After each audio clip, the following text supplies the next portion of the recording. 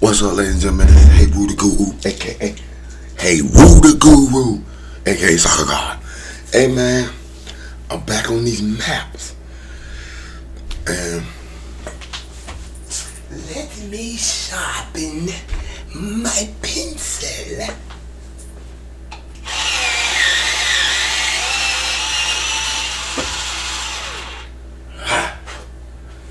And what we're gonna use is Google Lens. We're gonna use the Google Lens. Let me show y'all. Google Lens. Google Lens. You see that I use Google Lens to translate some of the writings on the maps. So we're gonna do, yes we are, we're gonna translate as much of these maps as we can and see what they're saying. Wouldn't that be interesting? Each of the nations that of the Britons around Cape has something in charge. Captain, which is hereditary, passed from fathers to children, is to the elders that the right of succession belongs to preserve their authority. This might be interesting. Yeah, we're gonna use these. We're gonna use Princeton's map, and then we're gonna actually use Google Translator to translate some of these words on the map, some of these towns on the map.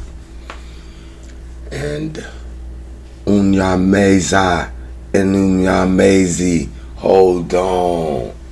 You see Unyamezi, Unyawezi. Hold on. Hold on. Messi means land of the moon. Hold on. Whatever, man. Whatever. Alright, let's see. I'm gonna pause the video because I'm gonna go take a quick bath. What's up, baby? We back. We back. I had to take me a shower. Well, bath, actually. Sitting a hot ass bath, buddy. So did. Alright. Let's start. I got my Google Lens. It's gonna translate some of this shit. And let's read this. Minister Sebastian Münster, 1554 map. So I guess he lived through 1489 to 1552. And in fact, I'm gonna zoom in just a little bit for you guys. Boom. There we go. Totius Africa, Tabula, and Descriptio Universalis, itium autor Ptolemy Limitis Extensive. Woodcut map with the added color. The Earls obtained a map of the whole continent of Africa. This is supposedly the earliest. Earliest known one, obviously. Been preserved, which is pretty good. Pretty good. What else it says here? Because it was issued with some variations in both of Münster's very popular works, Georgographia. I gotta look that up. We gotta look that up. Georgographia.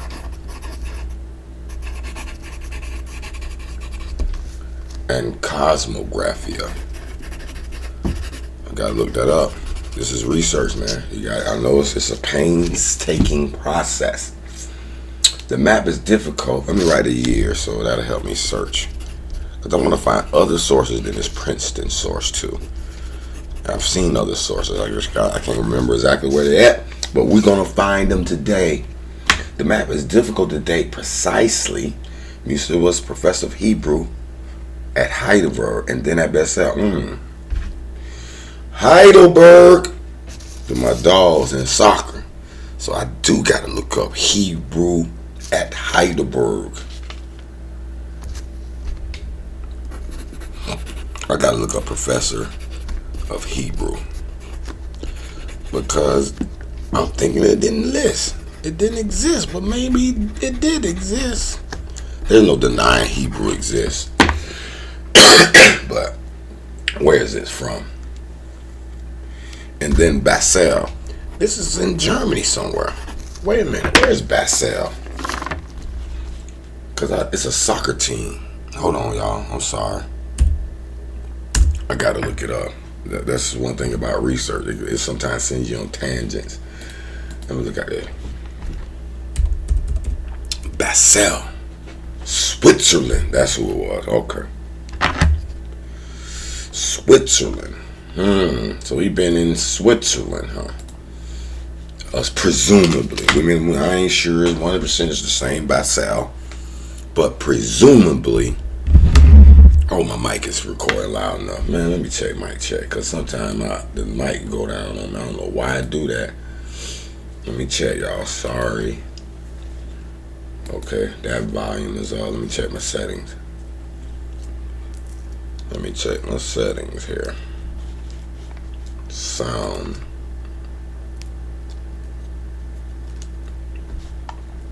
Okay, we're at 100. I had to turn it up last night because it was tripping.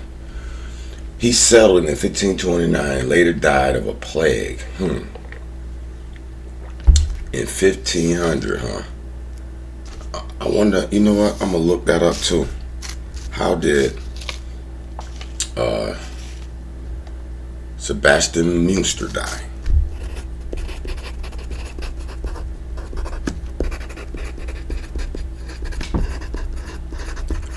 Plague, because I just want to see what plague this was around the 1550s. Was it the Black Plague? I don't know. We're going to find out though. Alright, let's see. Died by soliciting descriptions and maps from German scholars and foreigners. He was able to, over time, include up-to-date information in various editions of his atlases. Becoming the most influential cartographer of the mid-16th century, Munster was the first map maker to print separate maps of the 4 known continents: Europe, Africa, Asia. Oh, really? I want to see your Asian map. Asian map. I gotta look at his Asian map. The map of Africa contains many interesting, if not curious, features. A one-eyed giant seated over Nigeria and Cameroon, representing the mythical tribe of Monokuli. A dense forest located in today's Sahara.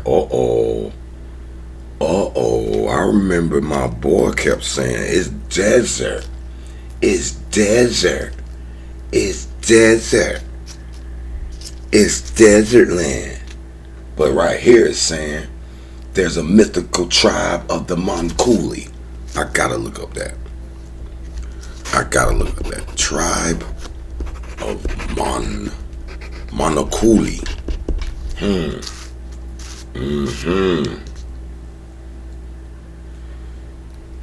And an elephant filling southern Africa. The Niger River begins and ends in lakes. We discussed that on how Nubia could have possibly crossed over to Negroland, present-day Niger. The source of the Nile lies in 2 lakes fed by waters from fabled mountains of the moon, graphically presented as small brown mounds. Several kings are noted, including that of the legendary Prester John Ortelius. Ortelius map. We're going to look at that. Presbytery Johannes map of him, as well as the Miro, the mythical tombs of the Nubian kings. Few coastal towns are noted, and there is no Madagascar yet.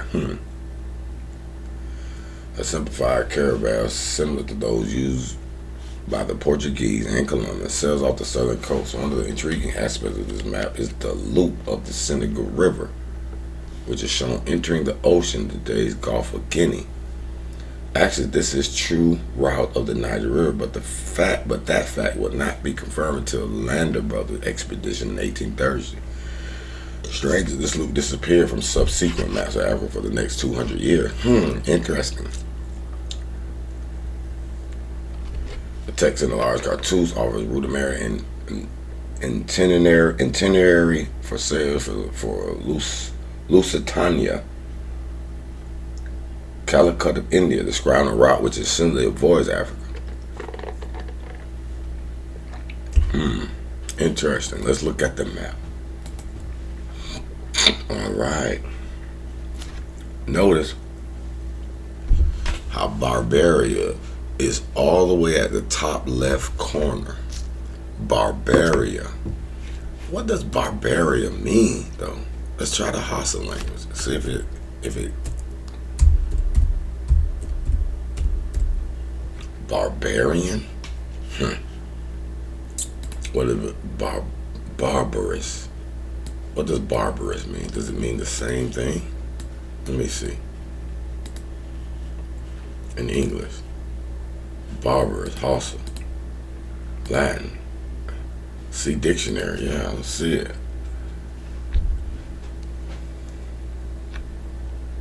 Barbarous, barbarous, savage, barbaric, foreign, uncivilized.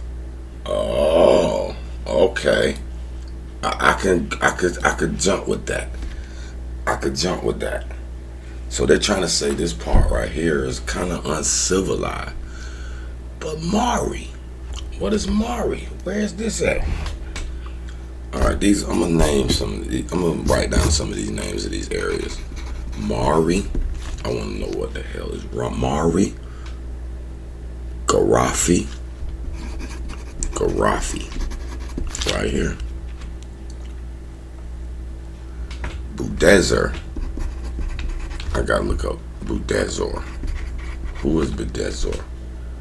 Negriti. See Negropolis? Negropolis. And it's like it's Libya.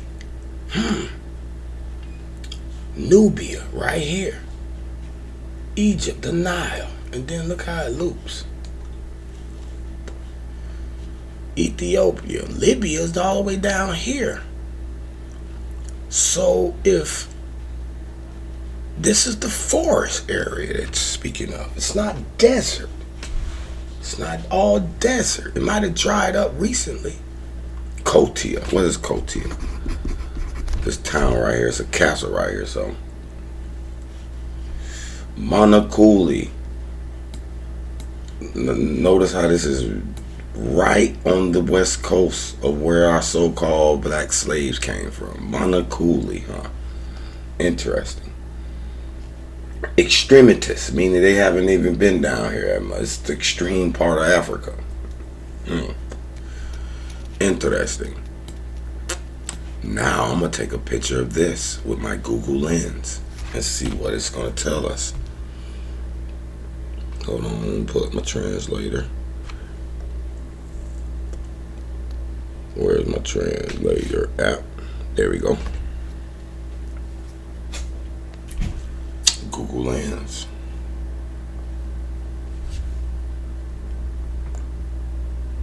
Okay, take a picture of that.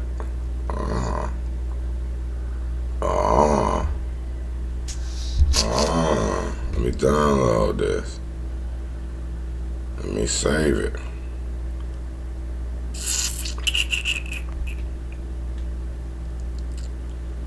I'm gonna listen. Trafita. Oh, it's just one letter. Oh, I'm gonna tell you what. How about? No. Let's see here.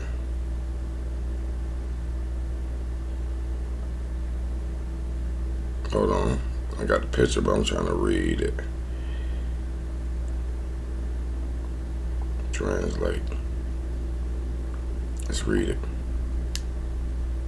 Lufitania ad calecbu orientis imperium, bus itinere per mar de Kuknitur. No, let's hear it in English. Lusitania and Calicbut ruled the Orient, besieged by the Sea of Deceit. For Western Lattice Mauritania GCTU. V. The words of Capituride, Dilta Mollum experiences, ambiwafunter Hefperida in fuel. India traffic Ethiopia appears to be a southern kaput, which is a kaput bone FPEI, excess, bimalum tropicaluum gradibus. My region ends when the promontory of Peru rises. When the southernmost point of Ptolemy ends, later, beach called unknown land. India is a country of troglodytes, where Zavala Orifodina is a cognizant land. Copy this. After the change of Kingdom Malin, for the end of the barbarian ritual in Akanu, India. I don't know about that barbarian intertext. Paste.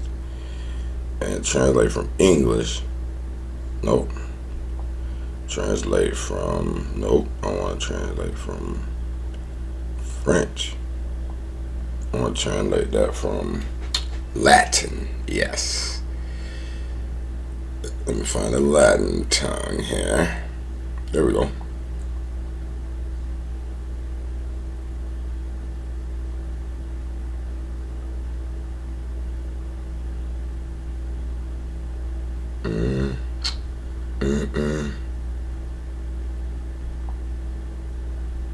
All right. Hold on. I gotta get the languages right here.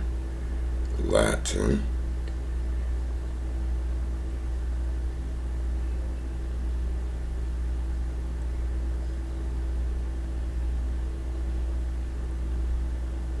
I want to delete it though.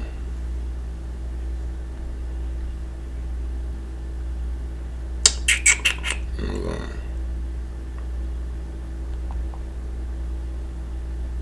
Okay, there we go. There we go. This looks more like it.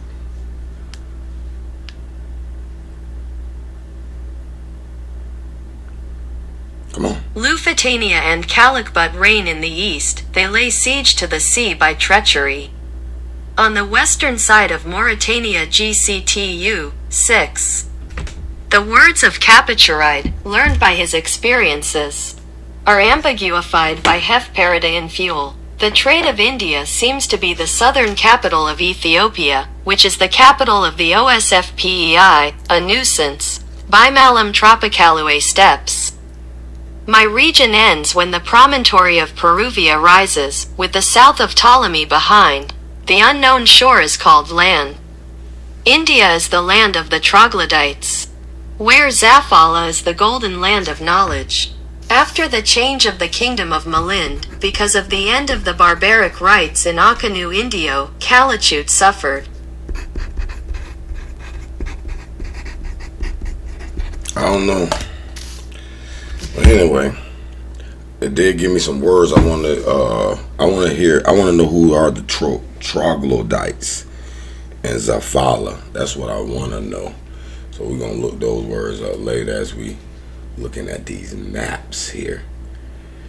But one last note before we move on to the next map, okay, is Arabia was well separated, okay, from this land. And REGNVM, what is that? I gotta look that up.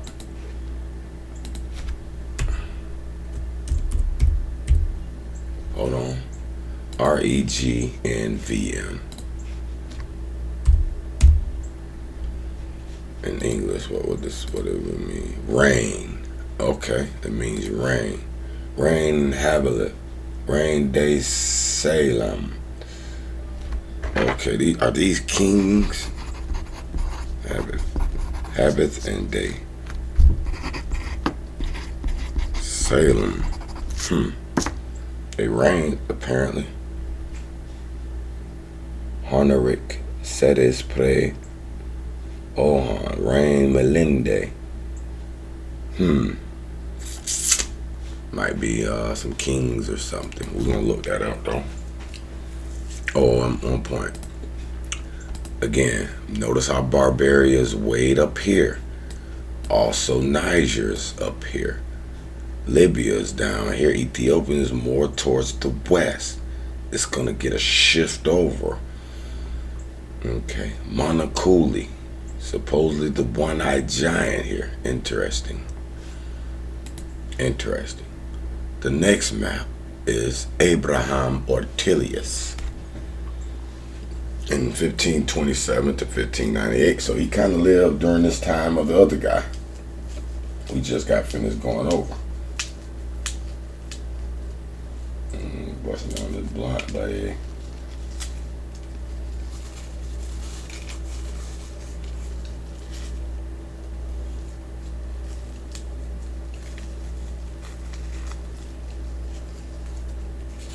Ooh, this blunt stale.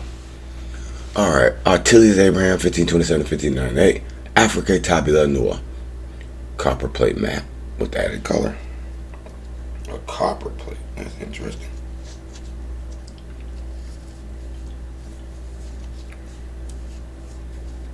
Whoa, this is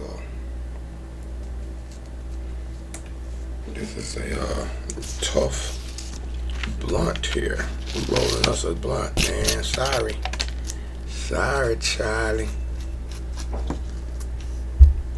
Sorry, Charlie. Sorry, Charlie. Sorry, Charlie.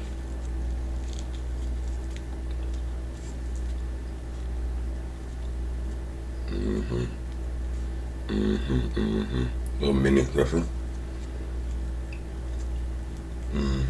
Okay, there we go. Boom. We got some research points to make here.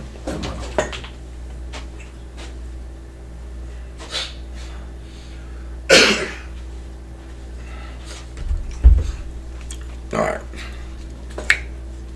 let's get it. The standard map of Africa for the last quarter of the 16th century. Ortelius lived and died in Antwerp. Everybody is in. This is Germany, Belgium. Oh, this is this is in Belgium. The Belgium League.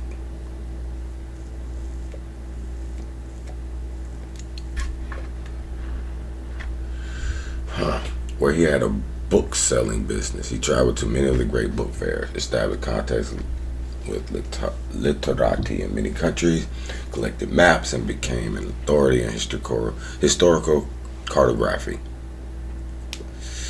In 1570, he published the Theatrum, an atlas of 53 maps. Ooh, the first collection of uniform size maps depicted all the countries of the known world. The first real atlas. Each map had text on the back describing the country depicted and listing Ortelius' sources of information. The atlas was phenomenally successful and revered, printed in many editions in 7 languages for more than 40 years, with an ever-increasing number of maps. This map comes from 1584 edition of the atlas, though it still bears the 1570 date. Here, Africa assumes a more recognizable shape with a more pointed southern cape. Artillery uses Ptolemaic sources of the Nile, 2 large lakes, but places them further south. The Niger now empties into the Atlantic Ocean. The Zanzibar coastline is featured on the west side, as it is called Ortelius notes by Persian and Arab authors, but the island of Zanzibar is correctly placed off the east coast.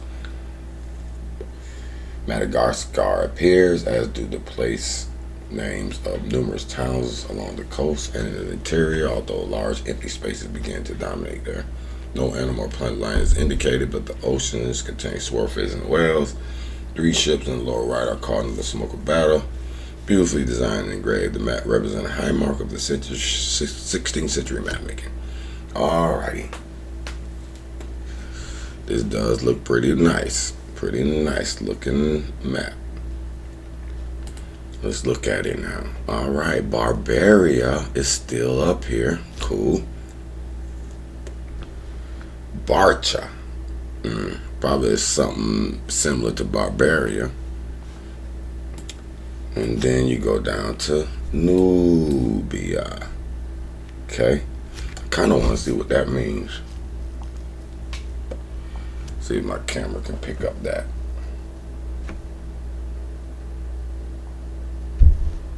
Once asked, butcher with this. Borno, Okay. I'm gonna post the pictures when I edit this video. Let's see. Dangala. We got Barnagasso, Dafila,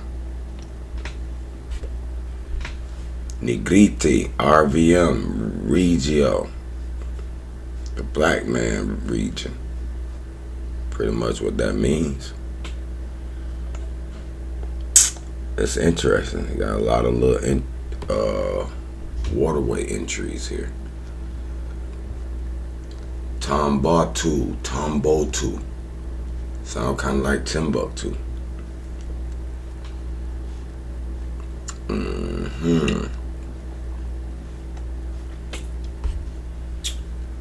Let's look at it here. Along these coastlines.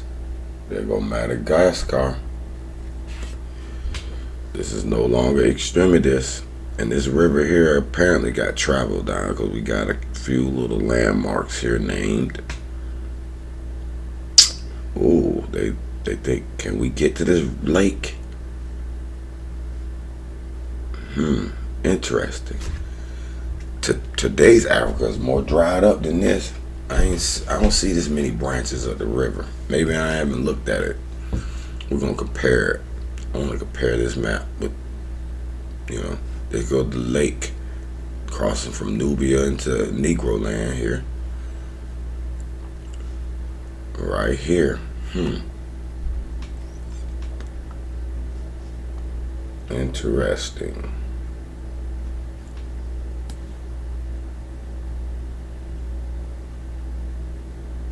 Hmm.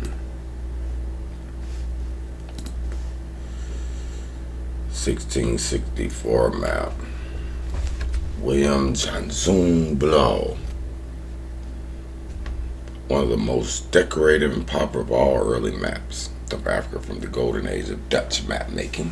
First issued in 1630, the map was reprinted many times between 1631 and 1667, appearing in Latin, French, German, Dutch, and Spanish editions of Blow atlases.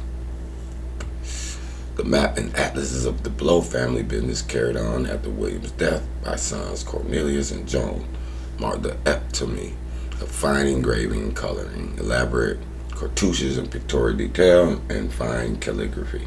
The most magnificent work of its type ever produced. Wow.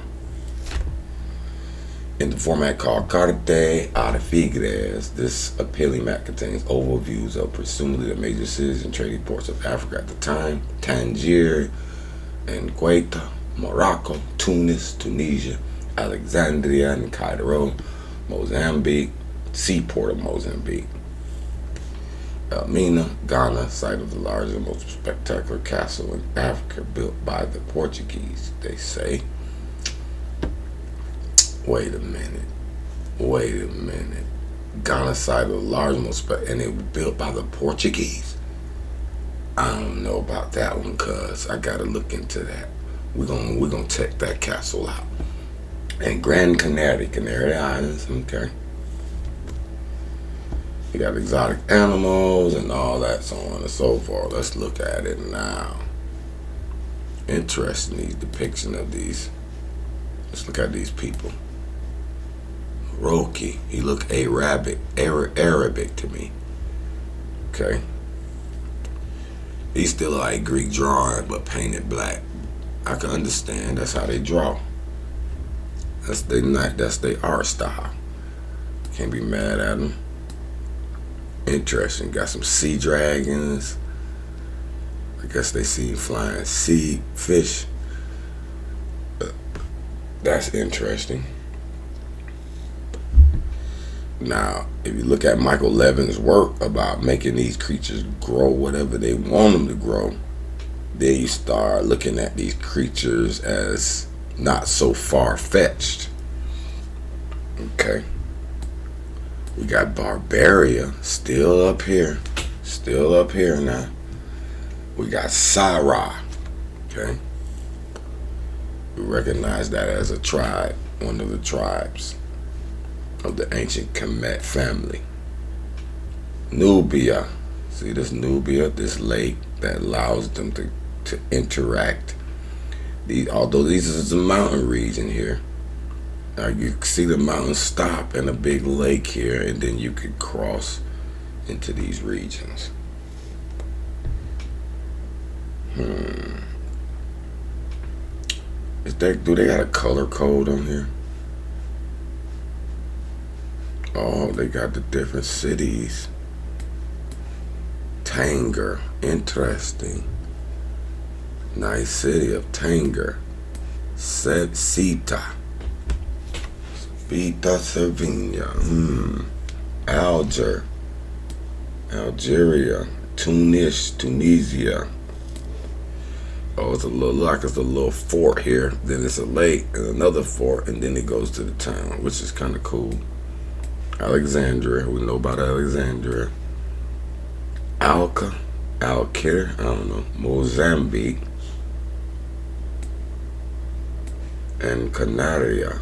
So if Mozambique had a seaport back in the 1500s, then I don't know.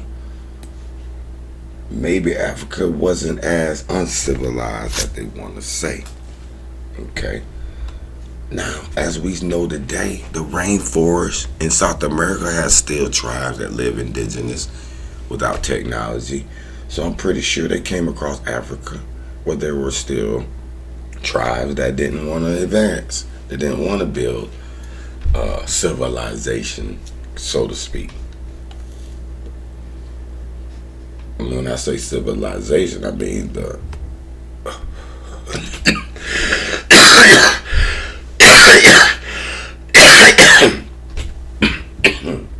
what I mean is how civilization is being built today.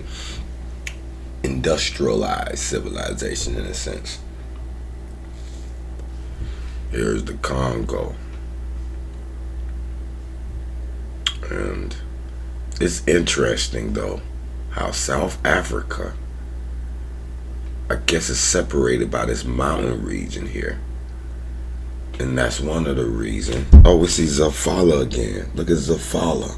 Okay, we got that term written down. Those are some of the cities and towns we're going to research on these maps. There's so many, so we can't do them all. So I got 1, 2, 3, 4, 5, 6, 7, 8 so far terms that are supposedly towns on these maps. Mari, Garafi, Budezor, Koshia, Zafala, the troglodytes. I gotta see who they are. Who are them? Habith and Desalem. Supposed to be rain. I'm gonna put kingdoms or reigns right there. Because it says reign. Did these people reign over this land? Because one of my theories is that the Arabs slowly invaded the edges and made themselves on in. Why you think Nigeria, Morocco, and all this up here is pretty much Muslim Arabic lands now? They're not the same people anymore, and they've invaded. These Arabics invaded and spread and pretty much taken over the whole northern Africa. Let's move on to the next map, man. Okay, Herman Moll, 1732. Okay, we're getting closer to America. Is already over there being colonized. Well, they was colonized 12. They give us. They weren't yet here, and they were just getting started. So, Herman, who are you, my boy? To the right, Honorable Charles Earl of Peterborough and Monmouth. Peterborough! That's a soccer team in England. This map, however, is most humbly dedicated copperplate map. Okay. We want to see how you done carved up Africa now, buddy. A large decorative map by a German-born English map maker known for a number of influential maps, including the Beaver map of North America. You know what? I'm going to look up the Beaver map. of North America, because I want to know, like, okay, remember, we're trying to figure out how long ago did Africa actually go to America, and was they over there beforehand? But you remember Mozambique up here had a seaport. Matter of fact, where is Mozambique?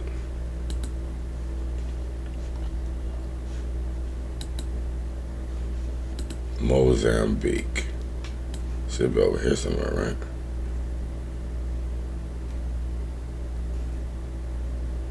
Hold on, where is Mozambique? I forgot what Mozambique is at, actually. What is this in here? Anyway, we'll get back to it. It'll pop back up on us. Mozambique, the seaport. Let's look at Herman's map, though. Let's see. Uh-oh. We got Barbaria up here. Which is funny.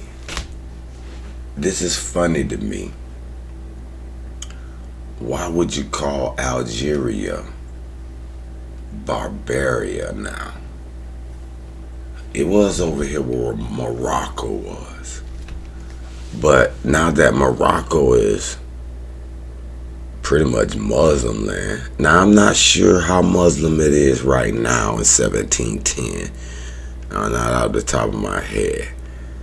So that'll be interesting to see when Morocco adapted.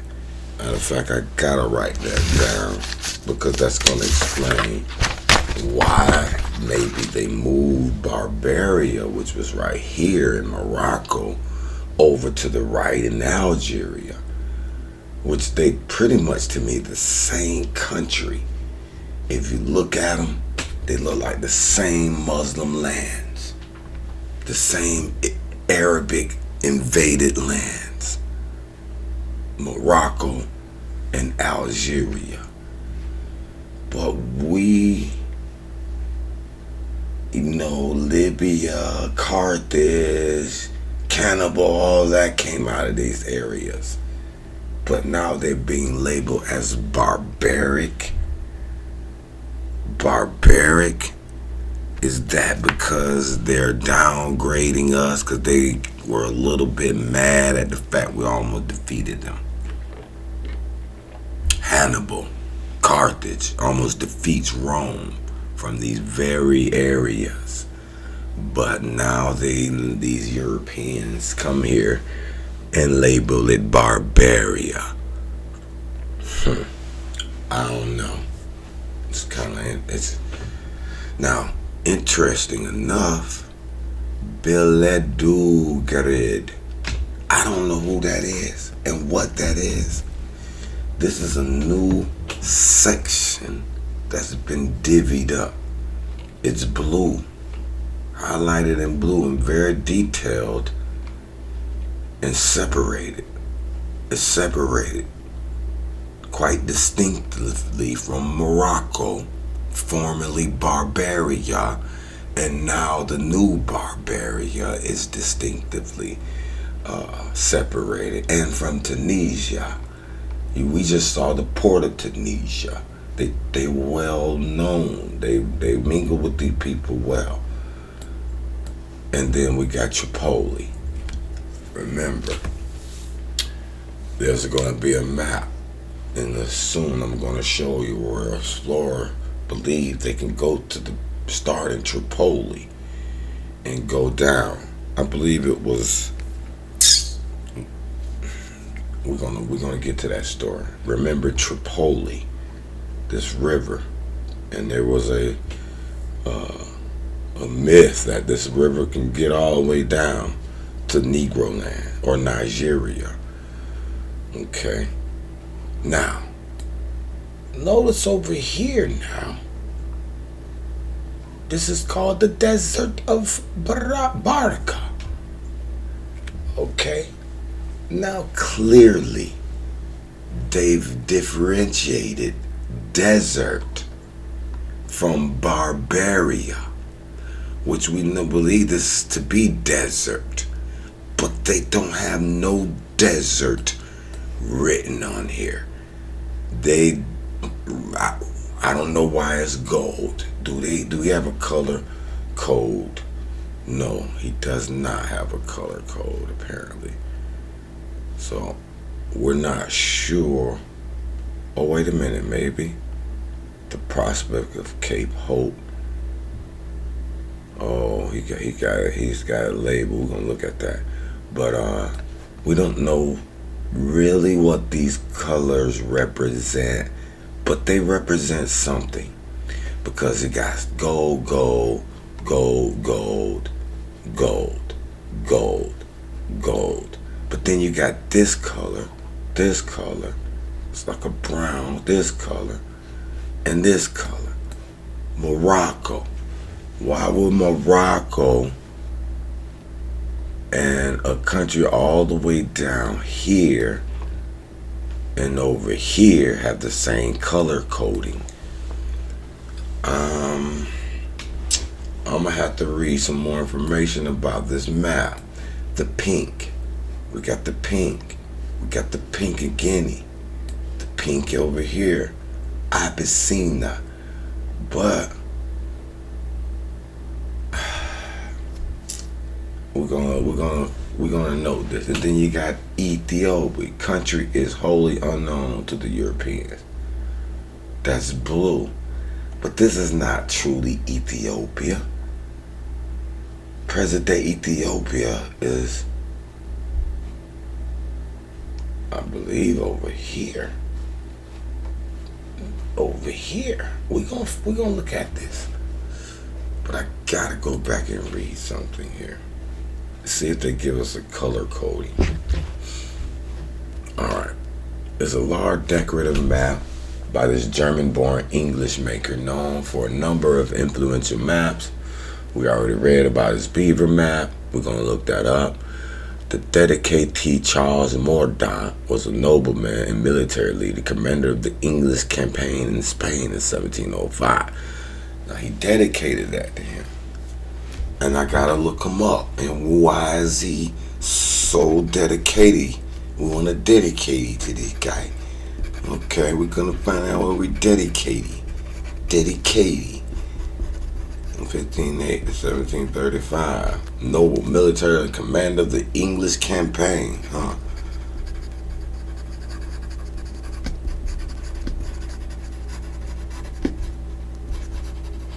Campaign in Spain. 1705. Let's figure this out. What's going on? One of the characteristics of the Moll map is the textual chattiness.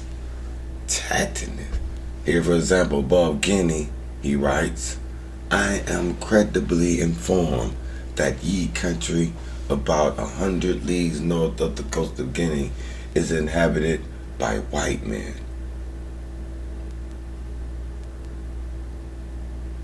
What? That slapped me in the face, bro. What? What? Wait a minute.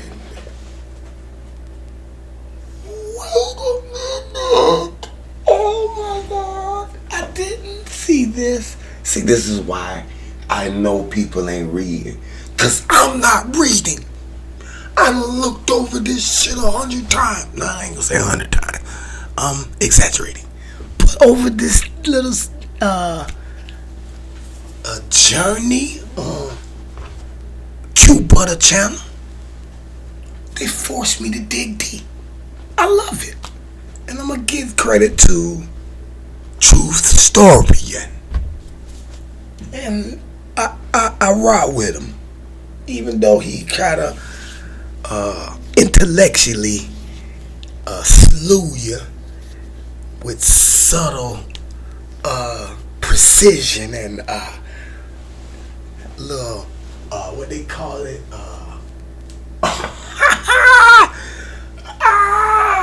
I'm gonna call him like the silent assassin type. He going I'm gonna think of a word. I can't think of the word now, cause I don't like Webster. No, I don't rule me.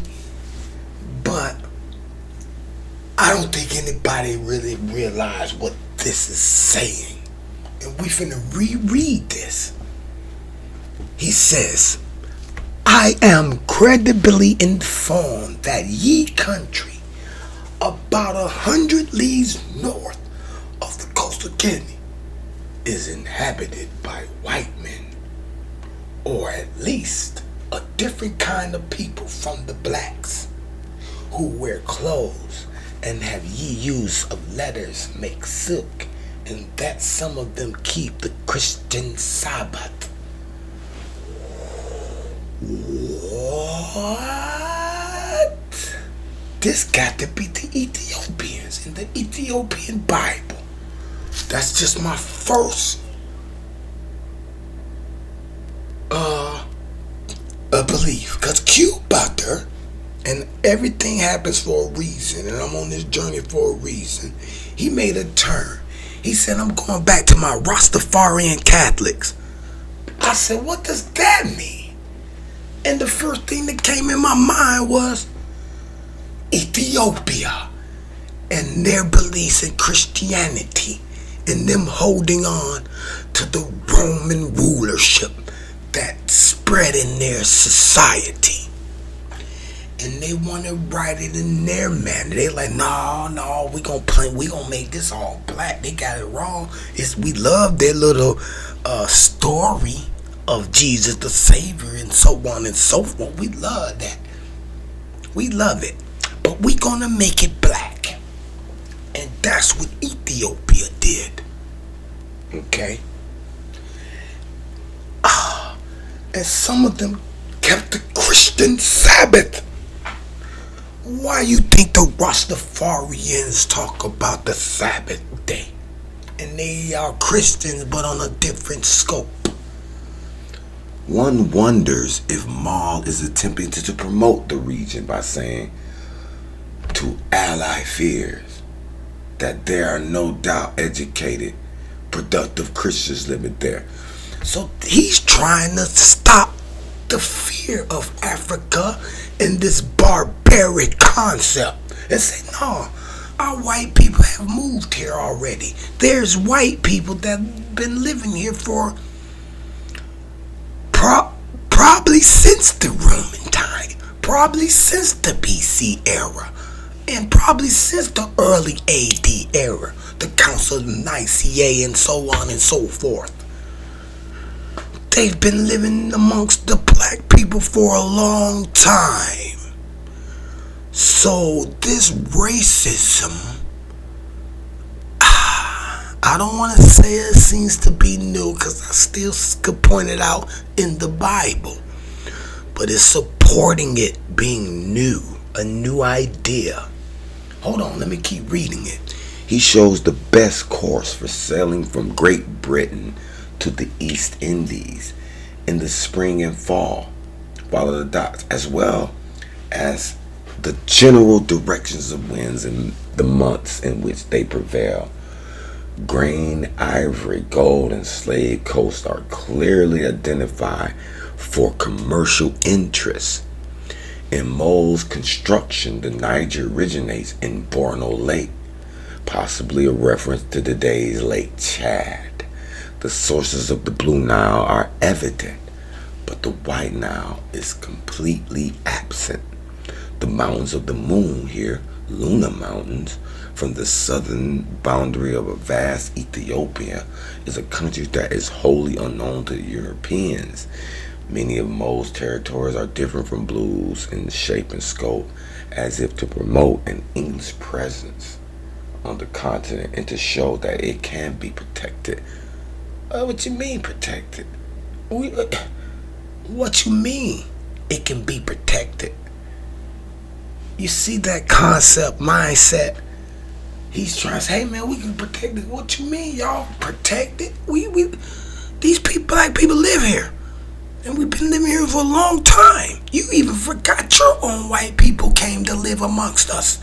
So why are you trying to promote protection? Read that again. As if to promote English presence on the continent and to show that it can be protected. What do you mean it could be protected, Mr. White Man? We've been here for thousands of years, and you forgot your white people came to live amongst us, and we accepted them peacefully because we are a God people. We do not want to hurt any man. Any man is welcome, long as he's not a foul man. You get it? Come on, man. We don't need your protections. The map includes insets of several English forts, as well as an attractive prospect with the key of the Cape of Good Hope. Like other nationalistic map makers, Moll has set his prime meridian on his country's capital, but here he acknowledges the classical one through Federal Island in the Canary as well. Hey man, did you hit, man, hold on, bro. He said 100 leagues north of the coast of Guinea. Let me look at that. Okay. Oh, is this Negroland, huh? Interesting. Here we go, right here. He wrote it right here. I didn't see that.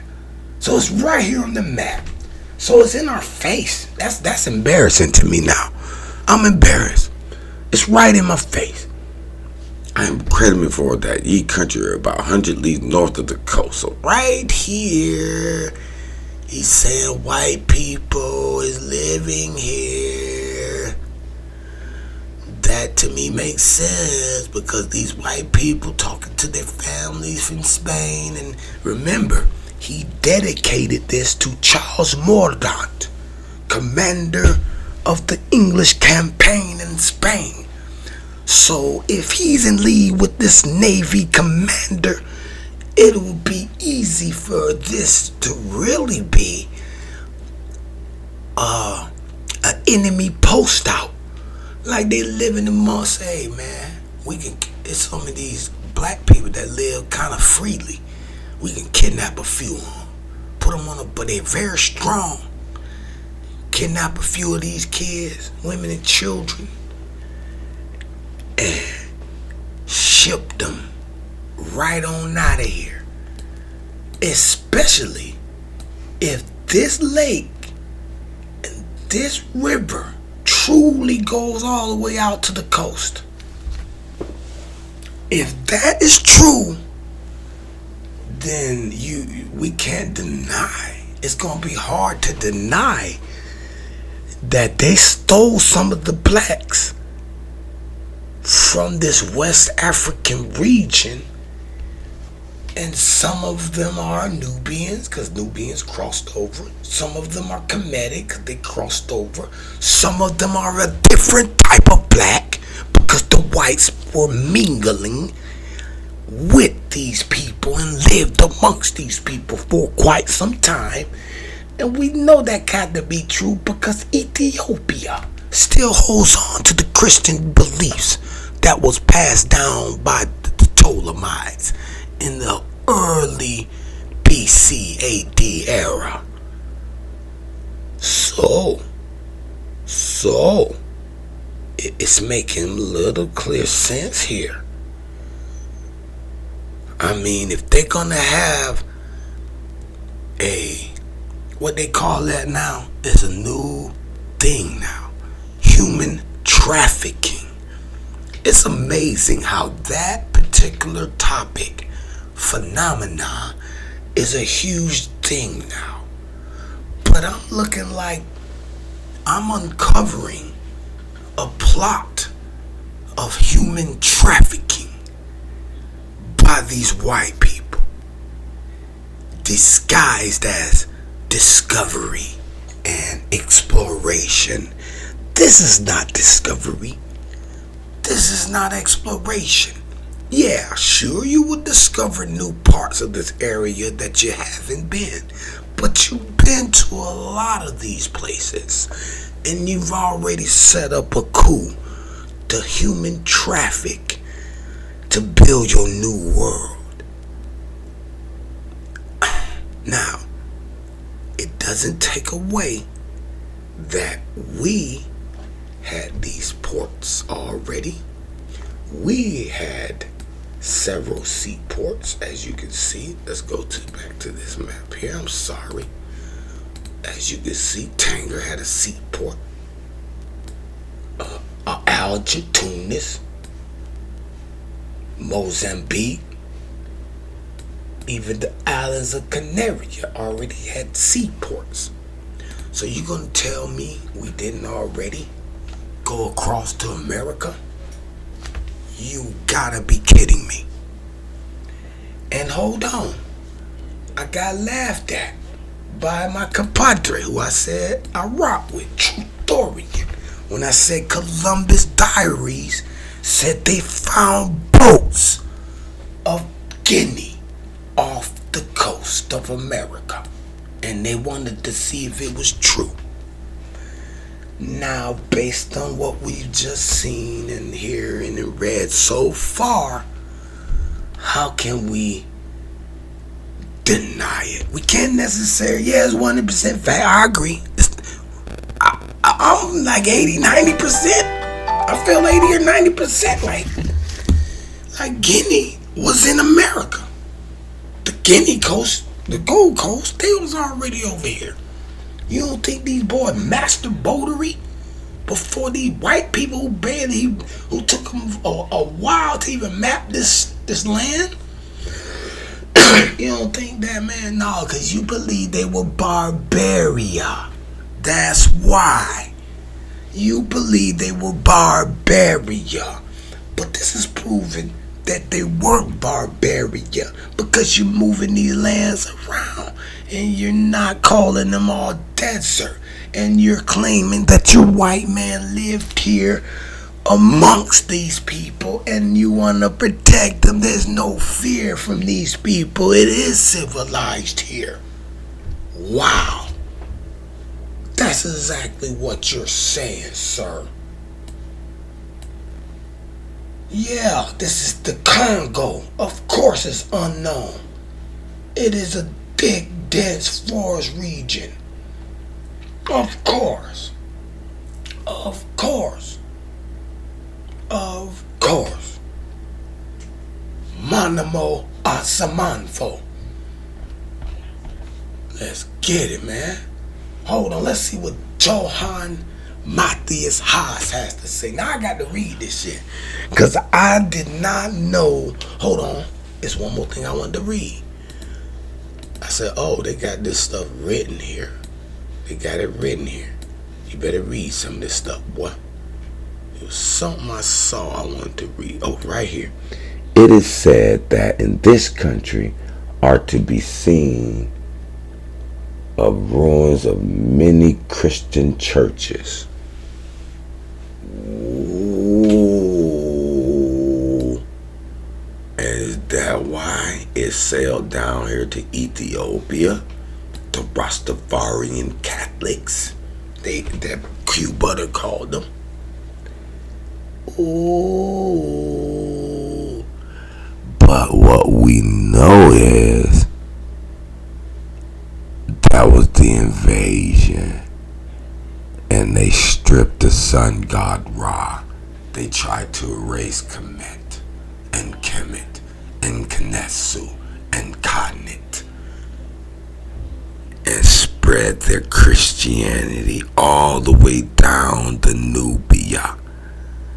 Now it makes sense why, like I told you, these white people went across this land here, over the lake and into Negroland. And this is why he said he saw white people living amongst these people, because the Christians spread their disease all the way through to the central land of Negroland and lived amongst them. But this, you understand, this is spiritual. There's a spiritual entity that used these white people to invade us and attack the true gods of the earth. That's what y'all gotta understand. The black gods of the earth, the original one, the original children, are being attacked. And this is the the entry point of the poison.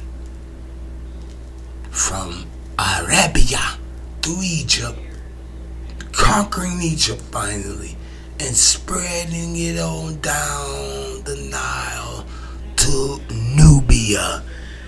And this is where the Christian churches are. And Ethiopia held on and said, we're gonna make it all black.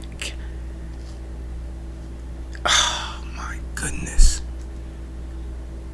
This is why you see this Africa fractured now. It looks fractured. These colors remind me of our motherland being fractured. Fort of Good Hope. Fort of Good Hope. They build a little platform where they can protect themselves, come in and bring people and spread. Build a few houses here, build another fort, and they'll fight. They'll fight you. And you got their little platform, they can shoot stuff around. Now the ship approaching. Huh.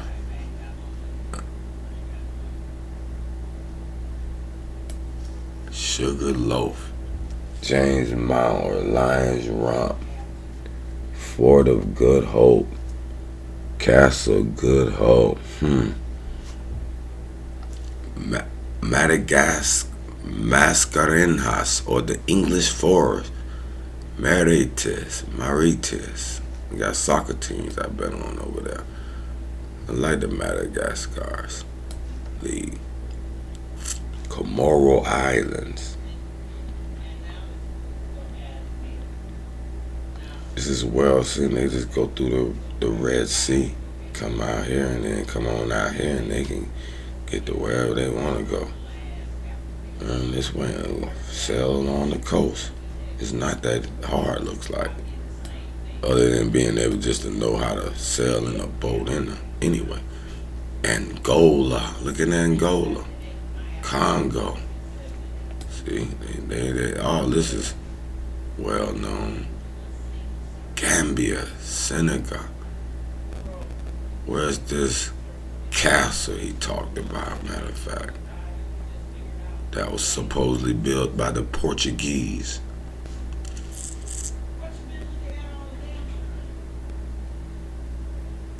Interesting.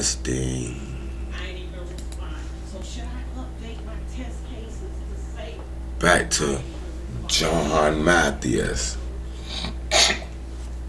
Let's start with this. Beginning in the 1730s, in his map of Africa, according to the most recent reports and observation, has identified several territories or kingdoms, but not all have been accentuated by the colorists. See the dotted line. The central part of Africa is marked incognita. Those two lakes have been replaced by a long, narrow one, Malawi. In the general, where future explorers will find Lake Nyasa, which is also called Lake Malawi. Ultimately, it is the Cartouche area of Hosmap that captures the viewer's attention. A discussion interview takes place between European traders, one in a chair, and a local chief or king seated on the back of a kneeling supplicant or ornate mat or rug. A view of a table bay in Cape Town, with its distinctive table mountain at the Cape of Good Hope, provides background. A lion family, tortoise, crocodile, snake populate the foreground, while elephant, tusk, and various birds decorative. The avenue using the palm tree appears to be lowering a pop at the fan of trees as an oil palm, native to West Africa, and thus indicating another commercial commodity, palm oil. Yeah, let's see. Let's see what this cartouche is. Interesting. Hold on, what language is he?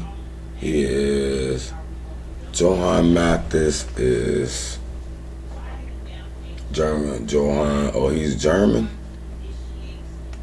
So is this map in German? That's what I want to know.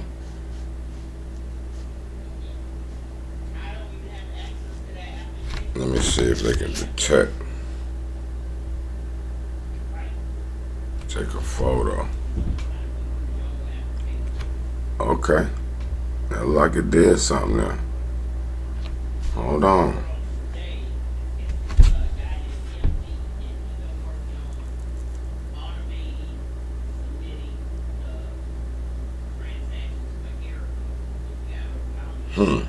Interesting.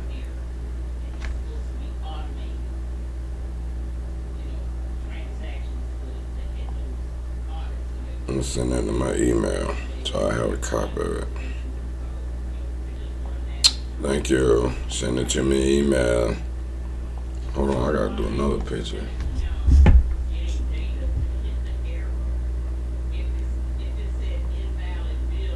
Okay, boom. Excuse me, I'm just sending these pictures to my email. Oh man. Bingo. Huh.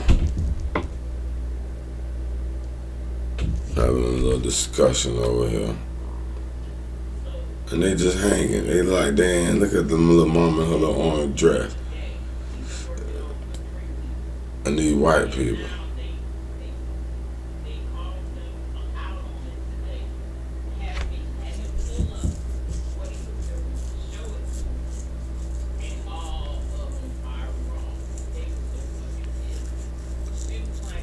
I was a tough man, boy, back in them days, boy. Because you had to live in the nature, boy. You had to live in nature, boy. You couldn't play with it. You could not play with it. All right, let's see what they got going on with the map now. Uh-oh. Uh-oh. He done made all this barbarian now. All this barbarian.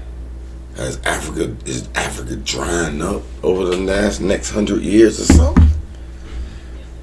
He drew, oh, this is a lazy map to me. Now you got big old Ethiopia here in one section. Terra Negrita. Huh? Okay, you got a little bit of Nubia. Obviously you got Egypt. What is this country? To me, this is a lazy map. He just kind of... Is this German? Is this map in German? Let me take a picture of that. Google Lens will help. Eat the knowledge. Is that what it says? It said eat the knowledge. Hold on. Bro, I swear that says... My phone telling me that says eat the knowledge. Unknown. What up? It didn't translate those big letters. I swear, come on, what I say eat the knowledge? I'm gonna point my cursor on it. Hold on, I was there. Nordum etta. I think it's that. Eat the knowledge.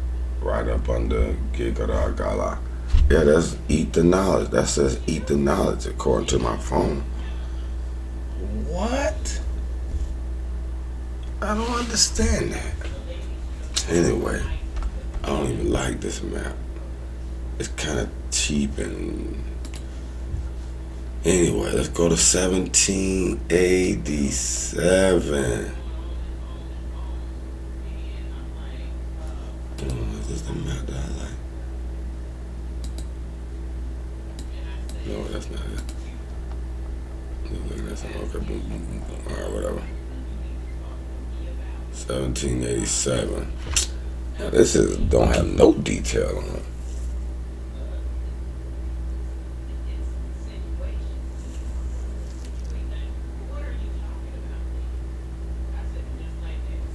Let's look at it real quick. I guess it's just showing some topography. Whoa, what is that? Let me see if my phone will translate it. Principal Montag. But it can't. Okay.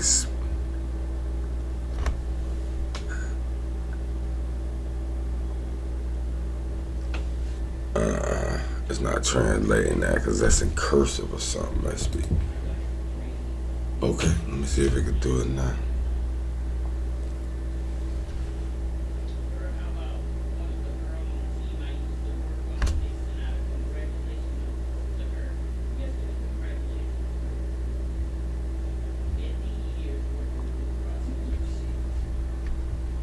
Oh, the principal flaws after the K. La letter. Translate. It's a little French.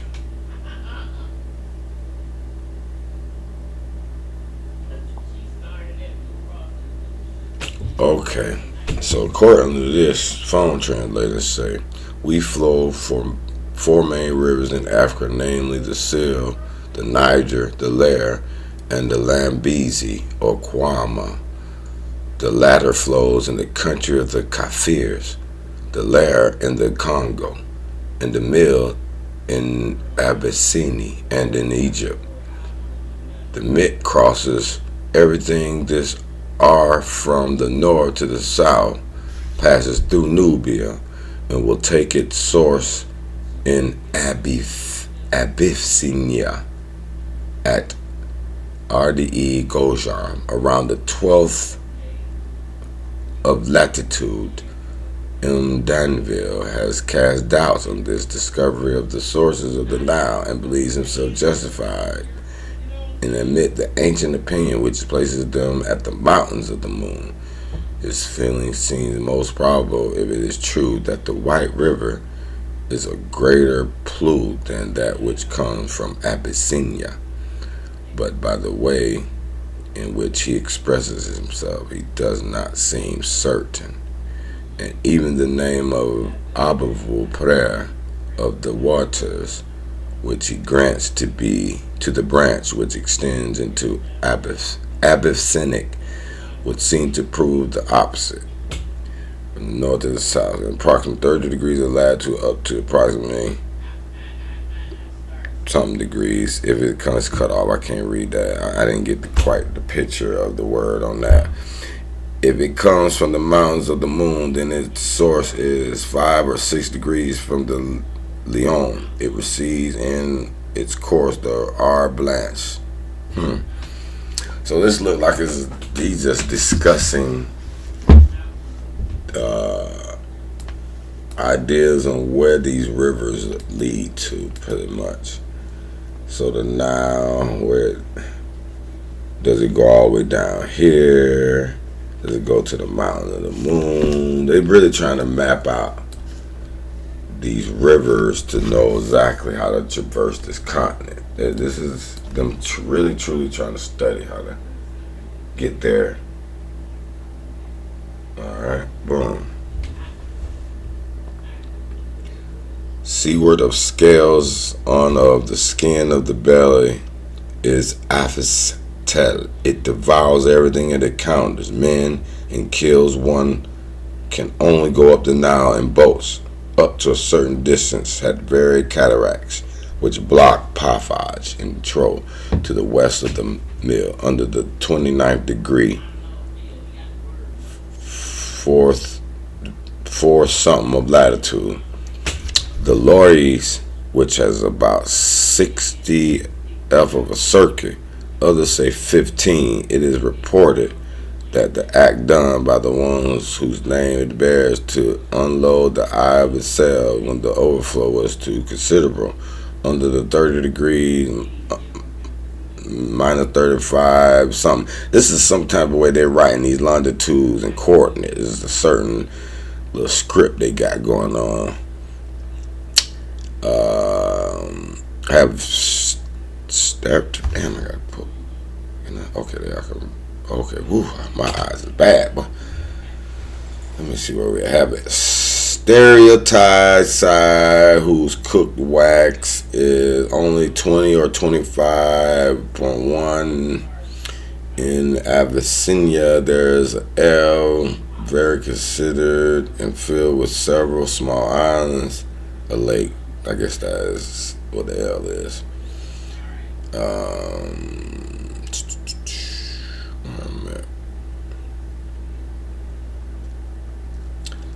that the Abawi of which we have already spoken is made. Okay.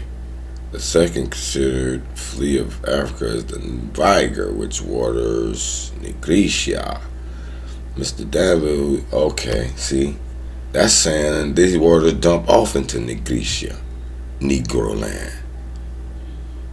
But right here, fleet of Africa is the Viger. I wonder if they want it's V instead of N. They got V right here. Maybe they were talking about N. I don't know. I'm gonna send that, boy, because I gotta study these. I don't wanna board a video with sloppy reading until I can see it good. But they basically, this map basically them arguing where these rivers are going and where they're gonna end up at. Okay, they pretty much mapping the mountain region. They don't care about the country. Okay, I understand. We just mapping rivers. We're finna travel these rivers and map what we see on the outside. Boom, boom, boom, boom, boom, boom, boom, boom, boom, boom. Because that's the arteries of the country. Once you do that, you can pretty much go anywhere and say, all right, we're gonna walk out here and see what's here. Map this area. Okay, we're gonna boat to here. Get out here and map out that. It's just a painstaking process. And you see it's been happening over 200 years now. We well over 200 years ago. Alright. Look at this map. John Carey. A turn of the century, no nonsense British map that clearly presents the geographical gaps that will consume the attention of explorers. The majority of them British for the rest of the century. From his business in the Strand in London, Carey developed a reputation for creating beautifully printed, clean-looking, accurate maps that present only the most recent geographic information. His general map, 1794, of the British Isles was the first to use Greenwich as the prime meridian, which is the standard observed today. Wow. Okay, the time at this meridian is known as GMT, Greenwich Mean Time, which establishes the base time for other time zones around the world. In this map of Africa, the mountains of the moon are shown to be the continuation of the mountains of Kong, an area of the Ivory Coast. Kong was a prominent kingdom in the 18th century. They appear as a formidable barrier to the rest of the continent. See discussion of the mountains of Kong in the Central Africa. The source of today's blue Nile, firmly established by James Bruce in his travels into the 1770s, are noted. The White Nile appears to gather itself from the footier streams of the lunar mountains. Caravan routes cross the Sahara, but no European has used them yet to reach Timbuktu. At the time Carey was publishing this map, June 1st, 1805, my birthday, Scotsman's Mungo Park was making his second expedition to the Niger River, which ended with his death at the Buset Rivers in Nigeria. Ooh, you're gonna die doing this work. Negroes, Suda, Nigritia. Oh, look at these mountains, mountains of the moon that go all pretty much across this whole desert. But at least if you follow the mountains of the moon, you'll eventually get to the coast. If you ever get lost in this area, you will know, just find the mountains of the moon. Once you find the mountains of the moon, you can go to your right.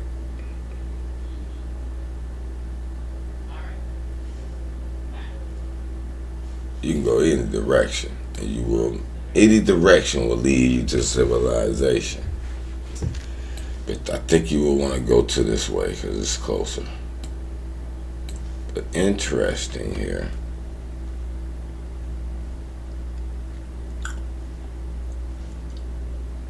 Bagermi. Huh. What is this? Is the little town? Shangita. Hold on.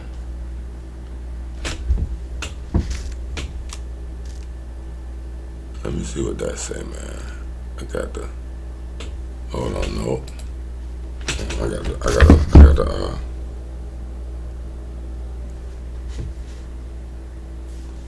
I gotta read up these words, cause is this where this white town it was at, where the white people were living? white towns in Negroland. Because he did say it, so we gotta find out what he's talking about. Beg Army. And we got Dare to Cook. But how about I zoom in like that without it already? Oh, it won't let me. I need to zoom in, boy. Alright. Dare to Cook. Is that an I? Shangati. Get it. I need that look Chinese a little bit. Shangati. Let me see if my phone can capture these images.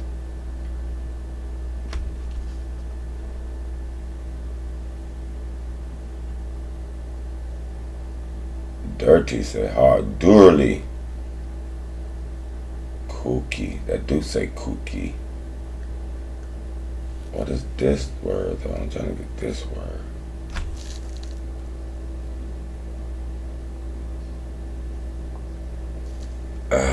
It kind of tried to get it, but it didn't capture it.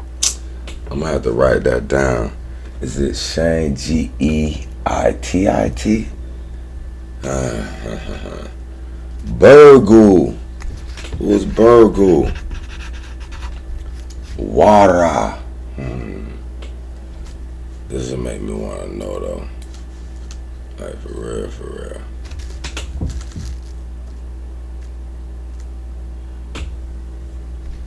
And then this little Kordofan. Cobb.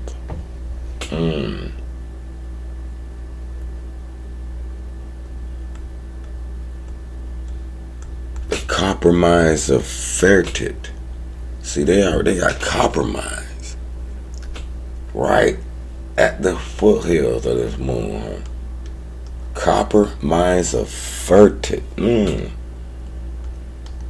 And then the Nile or White River here. The White Nile.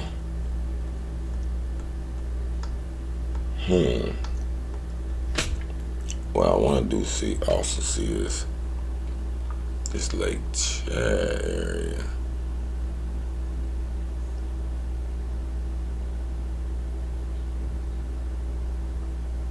Oh, they don't got that right now. Okay, we see Egypt. Is this Nubia? Hold on. Wait a minute.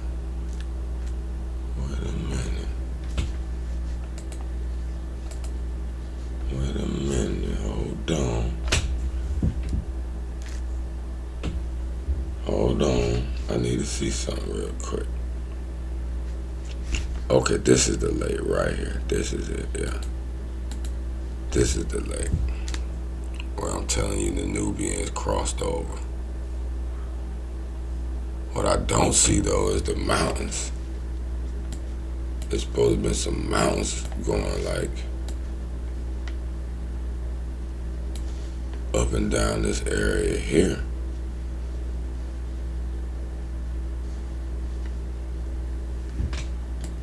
And let me see if we can find this Nile.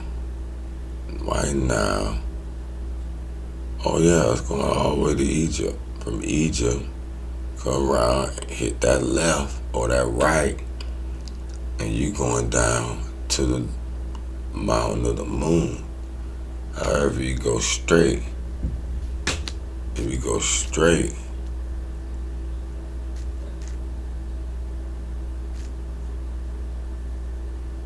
you're gonna go on into Nubia, and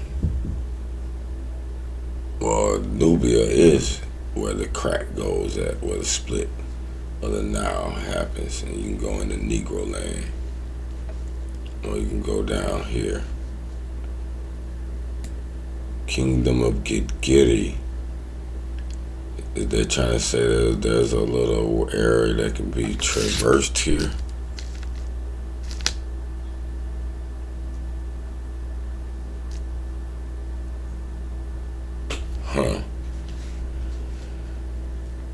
there must be a way through here for them to be able to map the borders here. There had to be in the pathway for them to even mark these borders.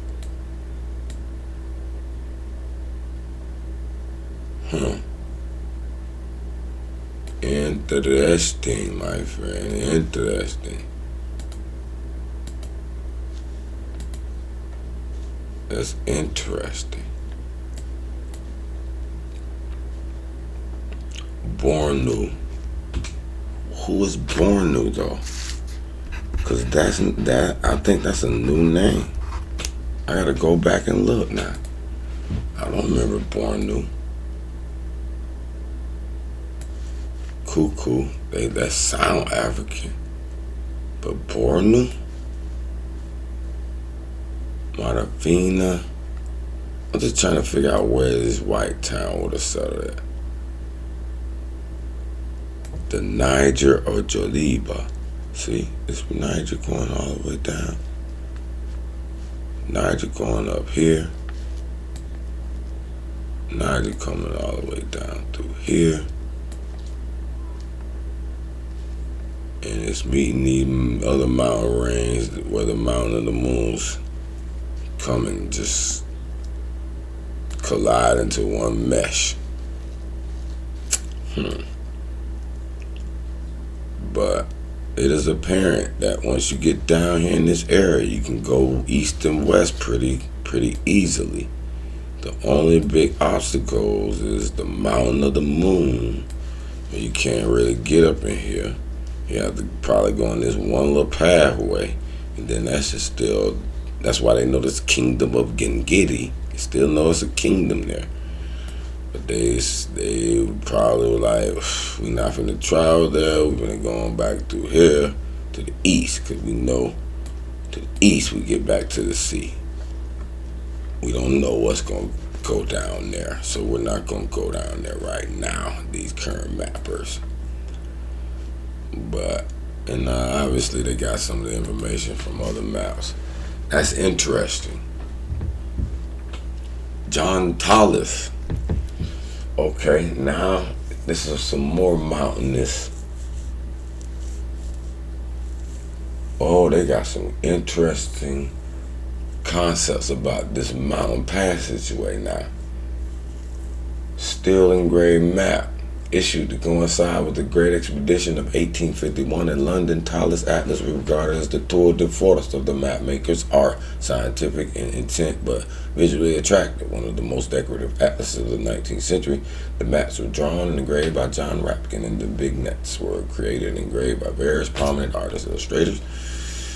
More than 5/6 of the region are still unknown to the European geographics. Of the 5/6 of the alleged mountains of the moon, we know nothing. Of the alleged mountains of the moon? Now they're alleged? Vast sandy wastes with occasional green and inhabited spots characterized the chief streams of which we have any definite accredited account are the Nile, Niger, Joliba, Senegal, Gambia, Congo, Orange, Quilimani, and the Haines. The Nile rises in Abyssinia into the Mediterranean Rosetta. The Niger has its source in the Kong Mountains and enters the Atlantic after 1,600 miles. Charting its course has cost many British lives. In the known parts of Africa alone, 150 languages are spoken. 150 languages, man. What? You hear that? 150 languages were spoken. Come on, we gotta zoom in on this, buddy. I'm sorry. That's because y'all lazy maps explorers. Some of these people lost their lives. That's why they had all the details. Y'all wasn't willing to risk your life. What is this? Crayon written on this like a children's map. What is these blue areas? Yellow areas.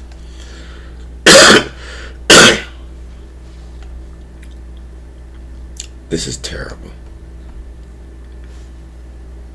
Bad map, buddy. Look at this one here, man. I like this one better. I don't know, this one more better to look at. Seems like either Africa's drying up or they're losing their ability to explore. They're getting less. Their exploring capabilities are degressing. I mean, y'all got beautiful maps already in the 15, 16, 1700s. And now y'all get it in the 1800s. And y'all are afraid because many lost their lives. And they don't want to lose their lives. Look, that's all that's been mapped. A little bit here, a little bit here. Yeah, that's your white town. We done established that. Cordova. I gotta look up YouTube, buddy. I don't know, I never heard of that word. Cordova. Is that a U-M?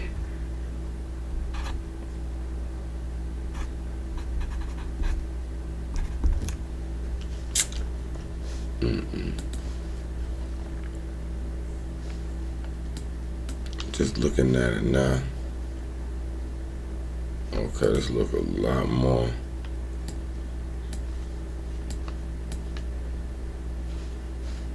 A lot more. Let's look at this now path now.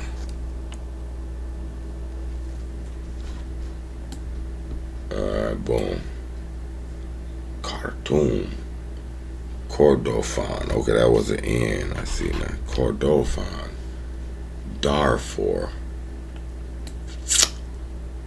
And see, this is how I know the Arabs who make white and black looking people were living here. And this is probably how Christian and Islam got spread into Africa. This is what that guy was talking about, who said there were white people living here. These were the white Arabs, Darfur, because he said, or at least they were from offspring or different type of people from these black people. Let's go back and read what he said, and we'll come back to this map. 1856, that was like mind-boggling. Okay, I am credibly informed that ye country about 100 leagues north of the Coast of Guinea is inhabited by white men, or at least a different kind of people from the blacks. You got that? Do you got that? Did you hear this guy? Did you hear him? I think you heard him. I think you heard the guy quite clear. I think you heard the guy quite clearly. This is not the map I want to look at. I think this is it, right? I think you heard him quite clear.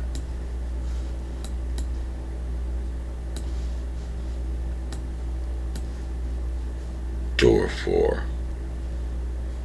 Dar Scala. Dar Fangara. Neros.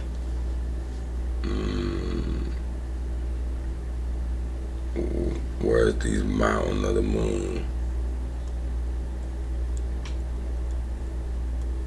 They don't believe in the mountain of the moon, huh?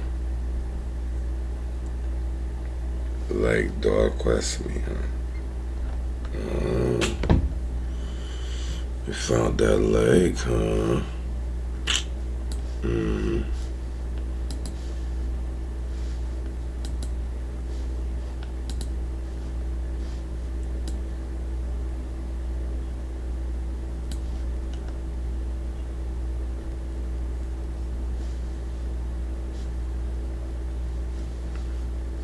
I don't see no mountain of the moon per se. You see the Nile River splits up right here. Splits up and go down here. And this do look like mountain regions.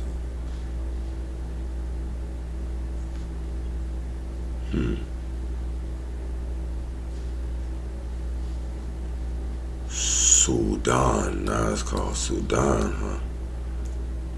You don't know. Talk roar of Sudan. Huh. That's interesting. What does that mean?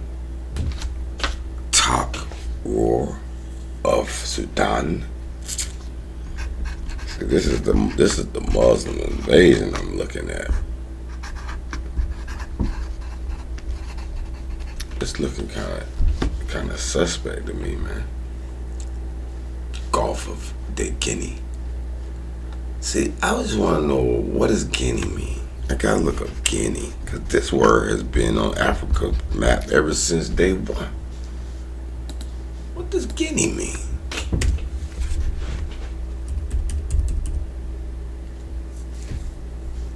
Translate from Afrikaans. No, translate from English. Is Guinea an English word? Is it Latin? Guineas?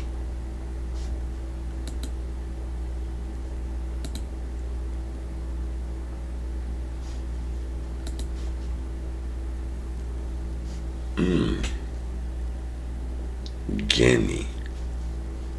I gotta look up that word, Guinea. Figure out what it means, because it's been the most long-standing word on these maps. Guinea. Matter of fact, I'm gonna look at the most prominent. That's it. But if we go to the first map, the very first one.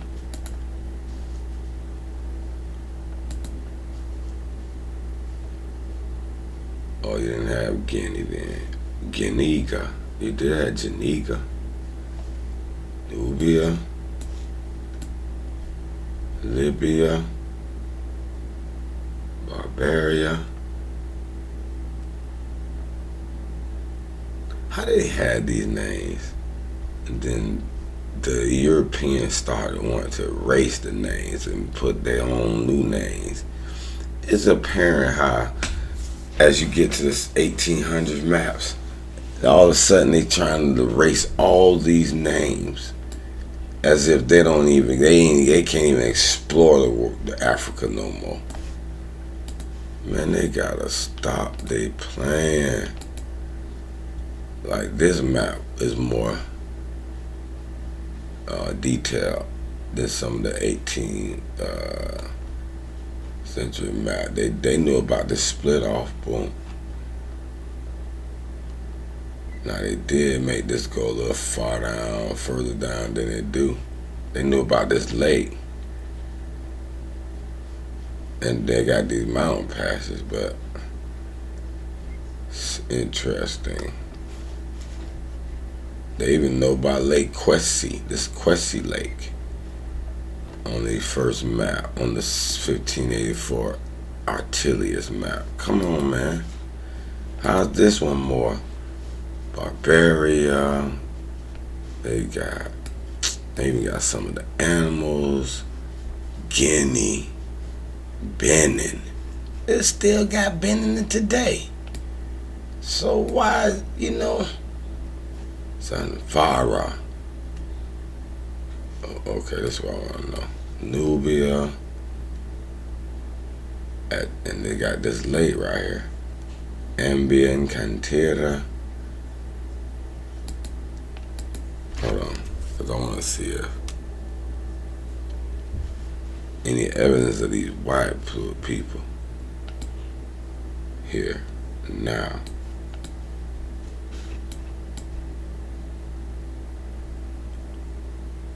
Van Monte, Ethiopia.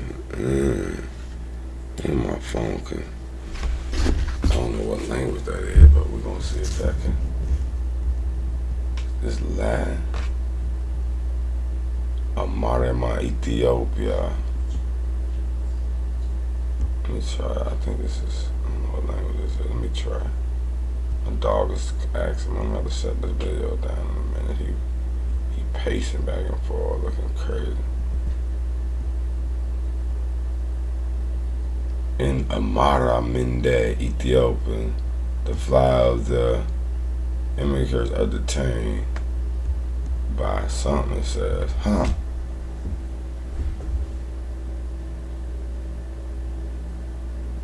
It's saying about interesting. Somebody being detained in Amara Monte, Ethiopia. Interesting. Let me see what else we see on here, man. Zoa. Interesting. Ambien. Vang. Vang is like a known land there. They got a lake here, a river going all the way up through these mountains. All the way up from Nubia. So they've been all through Nubia.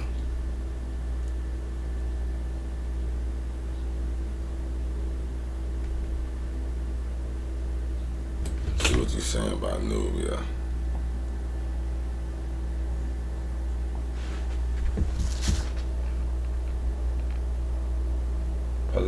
Nubra alluvius from Nuha. Lord as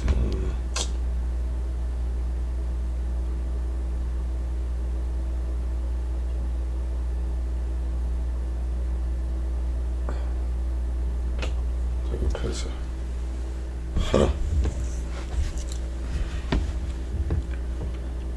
Interesting indeed. And this is a very detailed map, but Morocco here, lake here, Casina.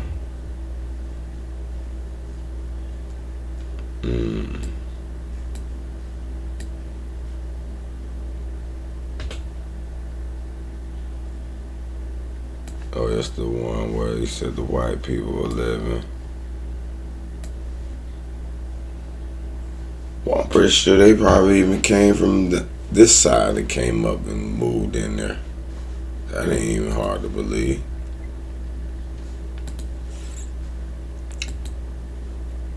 That ain't hard to believe. That's not hard to believe. Alright, that's part one of this map research, man. It's part one of the map research. Part two, I'm gonna look up these words here we got. I gotta go do something with the dog. Yaruba, Mardi Gras, all these words that pertain to these maps.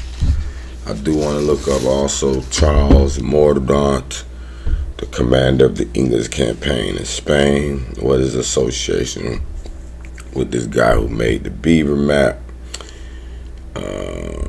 Professor of Hebrew at Heidelberg and Basel. Sebastian Munster died of a plague in the 1550s. I want to know what plague that was. And if I can find anything else on this tribe of Monoculi with this one eye